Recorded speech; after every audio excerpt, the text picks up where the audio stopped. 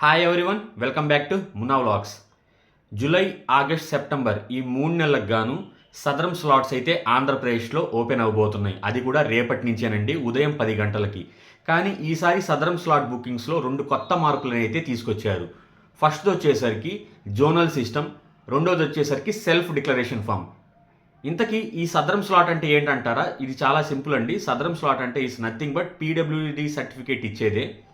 అంటే మన వైకల్యం ఎంతుంది, అంగవైకల్యం అనేది డాక్టర్ ద్వారా నిర్ధారించడానికి ఆయన వెరిఫై చేసి మనకైతే అథెంటిక్గా ఇంత పర్సంటేజ్ 20%, 30%, 40, 50, 60, 90లా డిపెండెంట్ ఆఫ్ ద ఈ డిసెబిలిటీని బట్టి ఈ గవర్నమెంట్ డాక్టర్ రికమెండ్ చేస్తారు. దాన్ని బేస్ చేసుకొని విద్య, ఉపాధి, లేదంటే పెన్షన్, లేదంటే ఇంకా సంథింగ్ బ్యాంక్ లోన్స్లో కానీ చాలా ఇంపార్టెంట్ సర్టిఫికేట్ అంటే ఇది.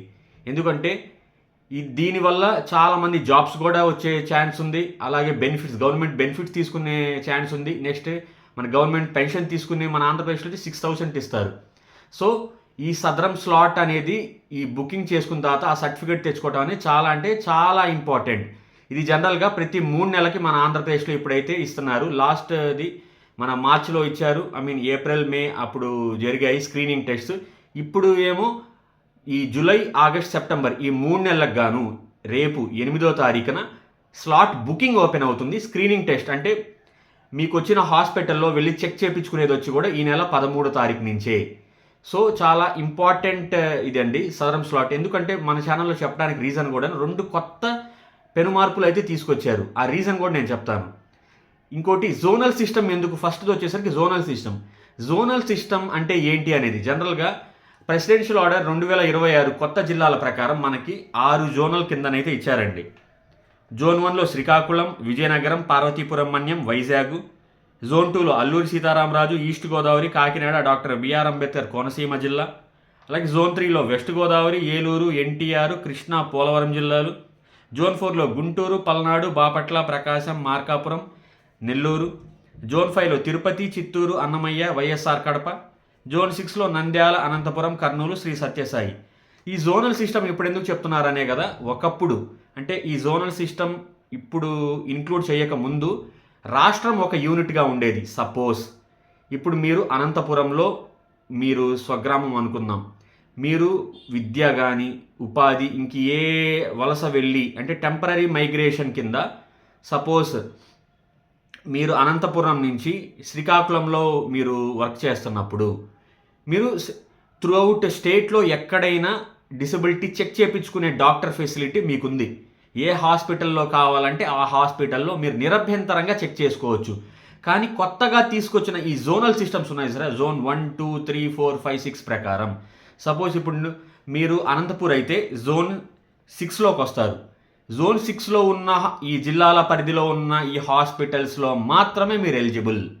ఇది చాలా జాగ్రత్తగా అందరూ గుర్తుంచుకోవాల్సిన పాయింట్. ఎందుకంటే జోన్ 6 అంటే నంద్యాల, అనంతపురం, కర్నూలు, శ్రీ సత్యసాయి ఈ 4 జిల్లాల్లోనే మీరు మీ హాస్పిటల్స్లో ఉన్న మీరు చెక్ చేయించుకోవాల్సి, స్క్రీనింగ్ టెస్ట్ చేయించుకోవాల్సి ఉంటుంది. అంతేగాని నేను ఇప్పుడు విజయవాడలో లేకపోతే శ్రీకాకుళంలో ఉన్నాను కదా అని చెప్పి అక్కడ ఉన్న హాస్పిటల్ ఈసారి రేపటి నుంచి ఇచ్చే సదరం స్లాట్ బుకింగ్లో ఆ అవకాశం లేదు. ఇది కొంచెం ఇబ్బందికరమైందే. రెండవది వచ్చేసరికి ఈ self declaration form is nothing but అండి, సో అండ్ సో నా పేరు ఇప్పుడు మీకు మోడల్గా కూడా ఇక్కడ చూపిస్తాను. నాకు ఫలానా ఈ అంగవైకల్యం ఉంది, నేను దీన్ని ధృవీకరిస్తున్నానని సెల్ఫ్గా ఈ సిటీస్ అనే సైన్ చేసి డేట్ చేసి ఇస్తే దాన్ని అప్లోడ్ చేసే బాధ్యత మన అక్కడున్న ఆఫీసర్కి అయితే ఉంటుంది. సో ఖచ్చితంగా మీ దగ్గరలో ఉన్న సచివాలయంలో ఈ ఆధార్, ఈ బీపీఎల్ కార్డ్, అది రేషన్ కార్డ్ కానీ, నెక్స్ట్ మన సిగ్నేచరు, ఇప్పుడు వచ్చి సెల్ఫ్ డిక్లరేషన్ ఫామ్, ఇవన్నిటితో పాటు మీరు గనక మీ దగ్గరలో ఉన్న సచివాలయంలో వెళ్ళి బుకింగ్ చేసుకోవాల్సి ఉంటుంది. దగ్గరలో ఉండే దానికన్నా మీరు ఏ జోన్ పరిధిలోకి వస్తారో ఆ జోన్ పరిధిలో ఉన్న సచివాలయంకి వెళ్ళి కంపల్సరీ ఆ హాస్పిటల్ వచ్చే లిస్ట్ అయితే అక్కడికి వస్తుంది. బుకింగ్ అయితే మీరు ఎక్కడైనా చేసుకోవచ్చు త్రూఅవుట్ ఆంధ్రప్రదేశ్లో, కానీ మీ హాస్పిటల్ వరకు మీ జోన్ పరిధిలో మాత్రమే వస్తుంది. ఈ పాయింట్ని గుర్తుంచుకొని దాన్ని బేస్ చేసుకొని చేసుకోండి.